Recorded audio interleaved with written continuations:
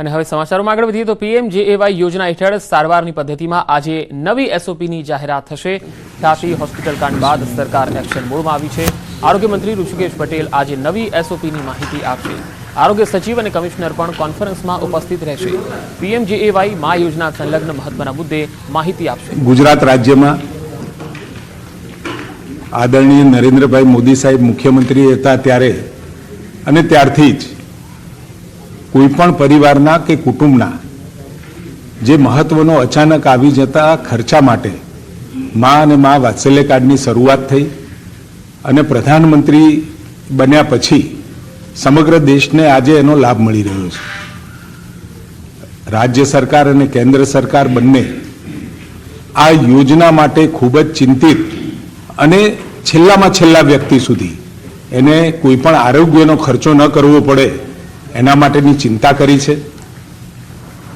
રાજ્યનો કોઈ પણ ગરીબ દર્દી કે મધ્યમ વર્ગનો દર્દી એના માટેની જે ચિંતા થઈ અને એના પરિણામે આઉટ ઓફ પોકેટ જે એક્સપેન્સ થતો હતો એમાં ખૂબ ધરખમ ઘટાડો આવ્યો છે। હજારો કરોડો રૂપિયા જે સારવાર પાછળ વ્યક્તિઓ વાપરતા પરિવારો વાપરતા એમાં ખૂબ મોટો ઘટાડો થયો છે। યોજના હેઠળ ડે કેર સેકન્ડરી અને ટર્શનરી બીમારીઓ માટે નિયત કરેલી સારવારો આપણે આપીએ છીએ।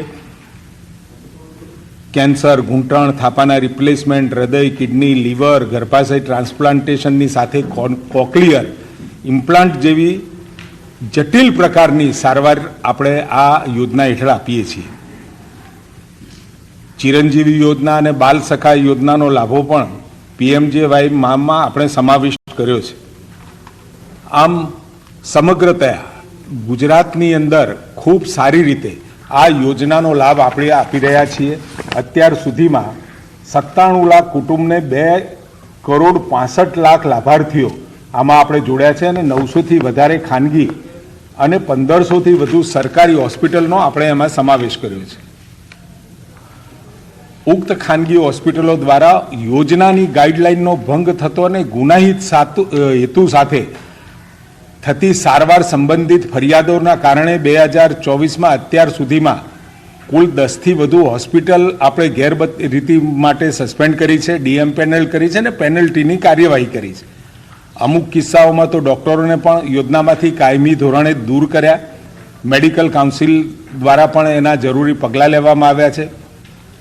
આ બધા જે ફરિયાદો મળી યોજના સરસ અને એનો લાભ પણ લોકોને સરસ રીતે મળી રહ્યો હતો, પરંતુ આખી યોજનાની અંદર ક્યાંક એનો લાભ લેવા માટે અમુક લોકોએ અમુક લેભાગુ તત્વોએ એ યોજનામાં ક્યાંક લેકિંગ અથવા તો લેપ્સ અને જો લેપ્સ ન હોય તો પણ લેપ્સ ઊભા કરી અને જે પ્રકારે ફાયદો લેવાની કોશિશ કરી છે એના કારણે અત્યારે આપણે જે મહત્વની 4 પ્રકારની જે ટ્રીટમેન્ટ છે પીએમજેવાય હેઠળ જે સારવારો આપણે આપીએ છીએ લગભગ 2600 ઉપરની ટોટલ પ્રોસિજર છે। એમાં જે મહત્વની સારવાર અને સૌથી મોટો ખર્ચો જે સારવારોમાં મળે છે એ 4 સારવારો માટેની આપણે એસઓપી નક્કી કરી છે।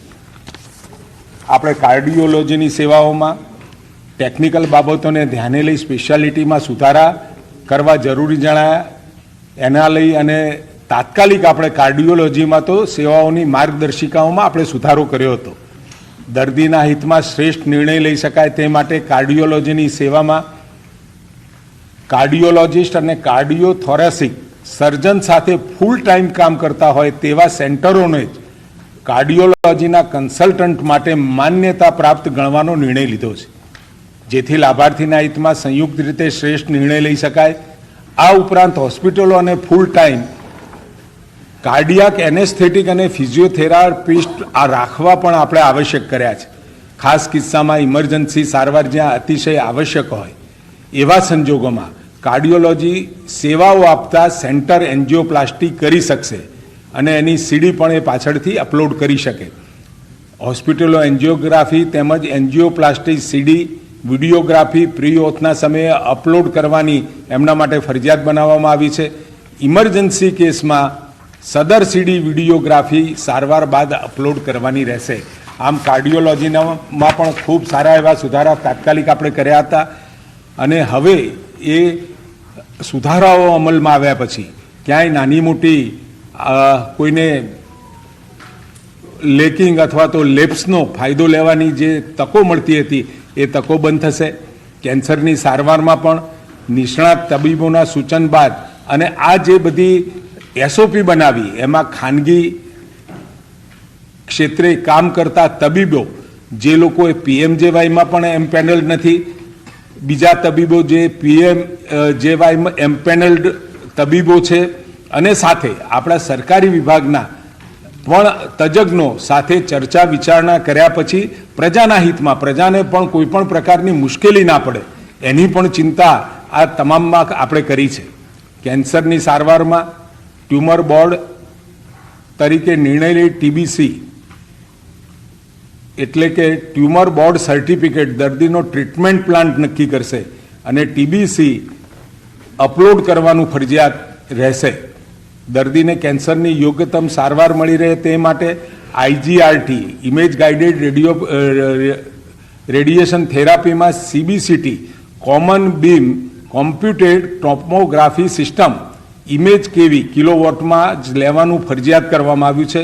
વધુમાં આ થેરાપી કયા કયા ટ્યુમરમાં કરી શકશે તેની પણ વિગતવાર ગાઈડલાઈન આપણે બનાવી છે. કેન્સરની ટ્રીટમેન્ટ માટે રેડિયેશન થેરાપીમાં યોગ્ય સારવાર પેકેજીસ પસંદગીની સુગમતા રહે તે માટે રેડિયેશન પેકેજીસમાં પણ જરૂરી સુધારા કરવામાં આવ્યા છે. મહિલાઓમાં જોવા મળતા કેન્સર જેવા કે ગર્ભાશયના મુખનું કેન્સર, યોનિમાર્ગનું કેન્સર કે અન્ય કેન્સર જ્યાં બ્રેકી થેરાપીની જરૂર હોય તેવા કિસ્સાઓમાં જે હોસ્પિટલ પાસે બ્રેકી થેરાપીની સગવડ છે ત્યાં જ પીએમજેવાય અંતર્ગત સારવાર આપવાની રહેશે. બ્રેકી થેરાપી માટે હોસ્પિટલ ટાઈઅપ ચલાવવામાં આવશે નહીં. રેડિયોથેરાપી મશીન માટે નક્કી થયેલા ક્વોલિટી કંટ્રોલના માપદંડનું પાલન કરી હોસ્પિટલે એનો રેકોર્ડ નિભાવવાનો રહેશે. નિયોનેટલ કેરમાં પણ આપણને જે ફરિયાદો મળતી હતી અને એના કારણે એમાં પણ આપણે કેટલાક ચેન્જીસ કર્યા છે. એનઆઈસીયુ, એસએનસીયુ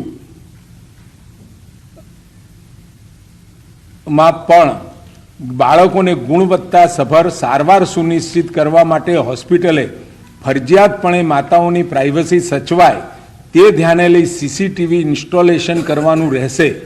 ટીએચઓ દ્વારા એનઆઈસીયુની મુલાકાત લઈ રિપોર્ટ એસએચએને સબમિટ કરવાનો રહેશે. ઓનલાઈન વિઝિટ મોડ્યુલ પોર્ટલ ટૂંક સમયમાં કાર્યરત થશે જેથી દરેક વિઝિટને અસરકારક રીતે મોનિટર કરવામાં આવશે. બાળકોને રાઉન્ડ ધ ક્લોક સારવાર મળી રહે તે માટે નિયોનેટલ સ્પેશિયાલિટીમાં એમ્પેનલ્ડ માટે ફૂલ ટાઈમ પીડિયાટ્રિશિયન આપણે ફરજિયાત કર્યો છે. પીડિયાટ્રિક હોસ્પિટલ માટેની યોજનાની માર્ગદર્શિકાના ધારાધોરણ મુજબ દર્દીના બેડ પ્રમાણે નર્સિંગ સ્ટાફ પણ રાખવાના ફરજિયાત રહેશે. સાથે ટીકેઆર એટલે કે જોઈન્ટ રિપ્લેસમેન્ટમાં પણ આ યોજના હેઠળ ટીકેઆર ટીએચઆર ઓપરેશન કરતી હોસ્પિટલોએ ઓર્થોપેડિક પોલિટ્રોમાના કેસોની પણ સારવાર આપવાની થતી હોવાથી ઓર્થિયોપ્લાસ્ટીના ઓછામાં ઓછા 30% ઓર્થોપેડિક અને પોલિટ્રોમાના કેસોને સારવાર આપવાનું ફરજિયાત કર્યું છે જેથી ઉક્ત રેશિયોનું પાલન ના થાય તો હોસ્પિટલને એ ટકાવારી પ્રમાણે એને પેનલ્ટી કરવામાં આવશે. હોસ્પિટલ દ્વારા સળંગ 9 માસ સુધી રેશિયોનું પાલન ન થાય તો તેવા કિસ્સામાં હોસ્પિટલને ઓર્થિયોપ્લાસ્ટી સ્પેશિયાલિટીમાંથી સસ્પેન્ડ કરવામાં આવે છે. યોજના અંતર્ગત જોડાયેલા 75 હોસ્પિટલને 3.51 કરોડની ટીકેઆર અંતર્ગત આપણે પેનલ્ટી કરી છે. ક્લિનિકલ એસ્ટાબ્લિશમેન્ટ એક્ટમાં પણ ગુજરાત ક્લિનિકલ એસ્ટાબ્લિશમેન્ટ એક્ટની જોગવાઈ અન્વયે પૂર્વ વ્યાખ્યાયિત સારવાર પ્રક્રિયાની વિગતવાર પૂરતી સમજણ દર્દીઓ અને તેઓના સગાને આપતી વખતે વિડીયો રેકોર્ડિંગ સાથેનું સંમતિપત્રક લેવાનું ફરજિયાત કરવામાં આવેલ છે જેમાં નીચે મુજબની તબીબી સારવારનો સમાવેશ કર્યો છે. Angiography, angioplasty, coronary artery bypass surgery, amputation એટલે કે અંગ વિચ્છેદન સર્જરી, તમામ ઇક્ટોમી અંતર્ગત સર્જરી એટલે શરીરમાંથી કોઈ ભાગ દૂર કરવાની surgery, organ donation, organ transplantation, organ રિટ્રાઇવલ surgery, spinal surgery, brain surgery અને કેન્સર સર્જરી. દર્દીને ડિસ્ચાર્જ વખતે ભવિષ્યમાં વધુ સારવાર અર્થે ઉપયોગી થાય તેવા હેતુસર ડિસ્ચાર્જ સમરી સાથે હોસ્પિટલાઇઝેશન દરમિયાન કરવામાં આવેલ લેબોરેટરી, રેડિયોલોજી વગેરે તમામ ડાયગ્નોસ્ટિક રિપોર્ટ્સ આપવાના ફરજિયાત રહેશે. ગુજરાત રાજ્યની તમામ હોસ્પિટલોએ ઇન્ફેક્શન કંટ્રોલ એન્ડ પ્રિવેન્શન માટે ભારત સરકારની ગાઈડલાઇનનું સંપૂર્ણપણે પાલન કરવાનું રહેશે. આપણા ત્યાં કોઈ પણ ફ્રોડ થાય અથવા તો કોઈ પણ પ્રકારની ગેરરીતિને રોકવા માટે સ્ટેટ એન્ટી ફ્રોડ યુનિટ બનાવી છે. એમાં પણ કેટલાક સુધારાઓ સાથે એને મજબૂત બનાવવાનું કામ આપણે કરી રહ્યા છીએ. રાજ્યની તમામ હોસ્પિટલો ખાતે સારવાર સંબંધિત કામગીરીનું સઘન મોનિટરિંગ કરવા માટે સ્ટેટ એન્ટી ફ્રોડ યુનિટ વધુ સુદૃઢ આપણે બનાવવામાં આવેલ છે. યોજના અંતર્ગત ખાનગી હોસ્પિટલ દ્વારા આચરવામાં આવતી છેતરપિંડીના બનાવો અટકાવવા માટે સરકારી તેમજ આપણી GMERS મેડિકલ કોલેજમાંથી અલગ ટીમનું આપણે ગઠન કર્યું છે, જે સાફુ ટીમના નિર્દેશ પ્રમાણે એટલે સ્ટેટ એન્ટી ફ્રોડ યુનિટના નિર્દેશ પ્રમાણે તેમના જિલ્લામાં એમપેનલ્ડ હોસ્પિટલની મુલાકાત લઈ સારવાર સંબંધિત પૂરતી ચકાસણી કરશે અને લાભાર્થીની કોઈ ફરિયાદ હશે તો તે સરકારને ધ્યાને મૂકશે. CDHO, MOA દ્વારા માસિક ધોરણે ઓછામાં ઓછી 2 હોસ્પિટલની ઓડિટ વિઝિટ કરવાની રહેશે.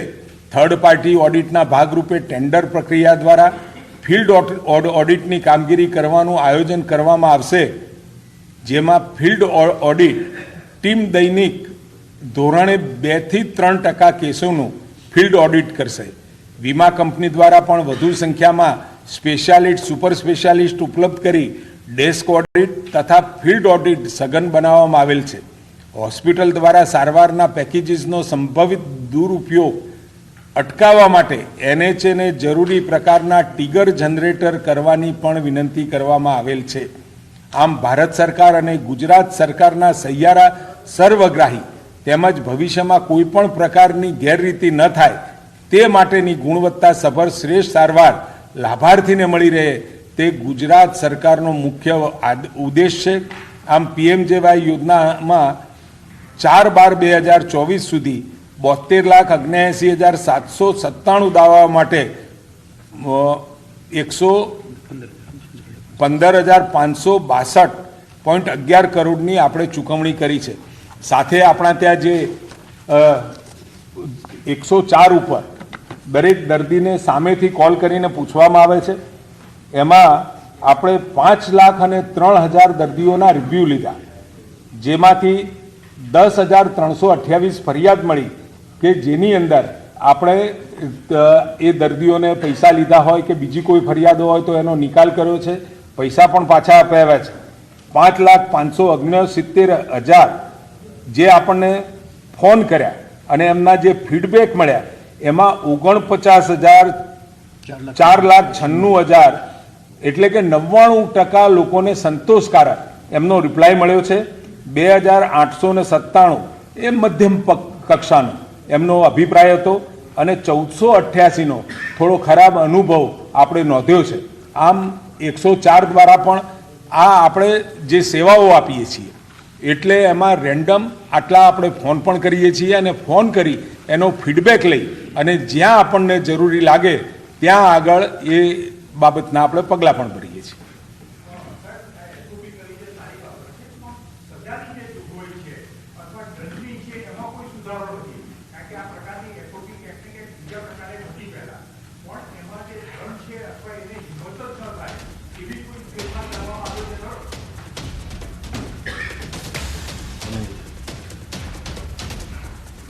જે આપ દંડની વાત કરો છો, માનનીય મંત્રીશ્રીએ કહ્યું એ પ્રમાણે એને 14 હોસ્પિટલોને આપણે સસ્પેન્ડ કરી છે અને હું આ છેલ્લા 1 વર્ષના જ ડેટા આપું છું. 18 કરોડ ઉપરાંતનું આપણે દંડ પણ કર્યો છે. આ સિવાય લગભગ 46 કરોડ રૂપિયા જેટલી આપણે કપાત કરી છે. એટલે એમણે ઓછા ધોરણની સારવાર આપી હોય અને વધારે ક્લેમ મેળવવાનો પ્રયત્ન કર્યો હોય તેવા 46 કરોડ રૂપિયા આપણે કપાત કરીને એકચ્યુઅલ જે સારવાર છે એ પ્રમાણે ચૂકવણું કર્યું છે. એટલે PMJYની અંદર હોસ્પિટલ દ્વારા ઓછી પેકેજવાળી સર્જરી કરીને વધારે ક્લેમ મેળવવાનો પ્રયત્ન કર્યો હોય, ખોટા કોઈ પણ પ્રકારના એમણે ખોટા પ્રકારે સારવાર આપી એવા કિસ્સા ધ્યાને આવે છે. જેમ જેમ ધ્યાને આવે છે આપણે SHA મારફતે એની અંદર પગલાં લઈએ છીએ.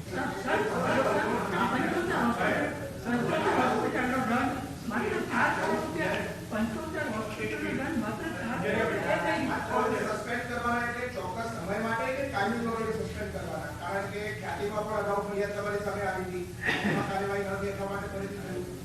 આ સસ્પેન્ડ કરવાનું છે નિશ્ચિત સમય પૂરતું હોય છે કે કાયમી ધોરણે એને સસ્પેન્ડ કરી દો છો? તો એમાં એવું છે કે હોસ્પિટલ દ્વારા કઈ પ્રકારનો ગુનો કરવામાં આવ્યો છે એ બાબતે જો ગંભીર પ્રકારની બાબત હોય તો એને કાયમી ધોરણે ડીએમ્પેનલમેન્ટ આપણે કરીએ છીએ. હોસ્પિટલ જ નહીં, એના જે કામ કરતા ડૉક્ટર્સ હોય એ પણ બીજી કોઈ હોસ્પિટલ કે બીજી કોઈ સંસ્થામાં જોડાઈને પણ ક્યાંય કામ ના કરી શકે એ માટે ડૉક્ટર્સને પણ આપણે ડીએમ્પેનલ કર્યા છે. અને જે ધારો કે પીડિયાટ્રિક હોસ્પિટલ રાજકોટની હતી અથવા ખ્યાતિ હોસ્પિટલ છે એવા કિસ્સામાં આપણે કાયમી ધોરણે હોસ્પિટલ ડીએમ્પેનલ કરીએ. જ્યાં માની લો કે અમારા ટીકેઆરનું પ્રમાણ ના જળવાતું હોય તો એને અમુક સમય માટે આપણે પેનલ્ટીના ભાગરૂપે સસ્પેન્ડ કરીએ છીએ. એટલે ગુનાના પ્રકાર ધ્યાનમાં લઈને ગુનો ધ્યાનમાં લઈ આપણે કરીએ છીએ. અને આપણે જે સાહેબે કહ્યું એ પ્રમાણે ગયા વર્ષે પોલિસી 8 હતી, એટલે જુલાઈથી જુલાઈ દરમિયાનનું જે એક વર્ષ હતું એમાં જ આપણે માનો કે 41 કરોડના કેસો, એટલા કેસો આપણે રિજેક્ટ કર્યા. હોસ્પિટલે જે ક્લેમ મૂક્યા હોય આપણને સંતોષકારક ના લાગે તો એટલા રિજેક્ટ કર્યા. 121 કરોડની આપણે એના ક્લેમમાંથી કપાત કરી, એટલે કુલ 162 કરોડ રૂપિયા આપણે આપણું સતત આ જે ક્લેમ પ્રોસેસિંગ હોય એમાં પણ આ ચાલતું જ હોય છે કે કોઈ હોસ્પિટલ ક્લેમ મૂકે તો એ બરાબર છે કે કેમ, એની ચકાસણી પણ ચાલુ જ હોય છે.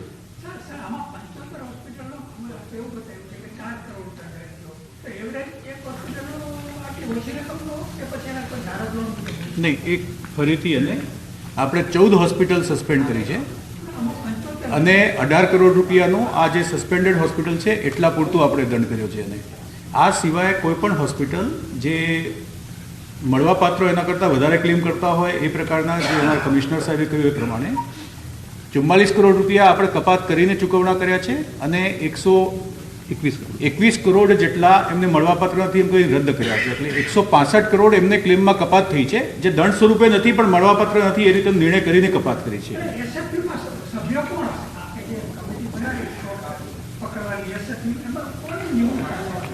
સાફુની વાત છે. નહીં, સાફુ જે છે એ કારણ કે સમજો આ ટેકનિકલ વિષય છે, આમાં ડૉક્ટર્સ હોય, સ્પેશિયાલિસ્ટ હોય, એ લોકો કોઈ પણ વસ્તુ ગેરરીતે થઈ, કારણ કે મેડિકલ સબ્જેક્ટ છે એટલે જે ડૉક્ટર્સ હોય અને સ્પેશિયાલિસ્ટ હોય એ આ લગતી વસ્તુ એને ચકાસી શકે, એનો અભિપ્રાય આપી શકે.